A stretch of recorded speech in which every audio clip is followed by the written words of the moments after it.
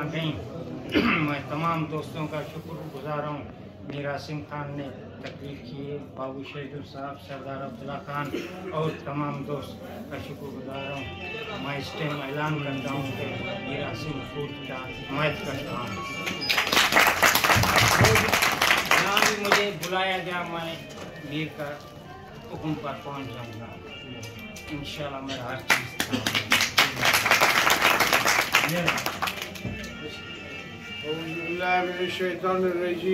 बिस्मिल्लाहिर्रहमानिर्रहीम।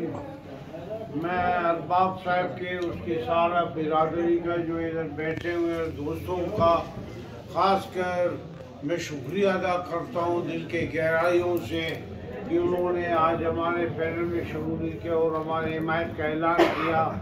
और सरदार अब्दुल्ला साहब और अब्बू साहब और बाबू शेर साहब इनका के आज बैठे हैं, इन सारों का मैं दिल से शुक्रिया अदा करता हूँ कि उन्होंने अरबाब साहब के बाद बातचीत की और उन्होंने हमारे पैनल में शामिल हो गए।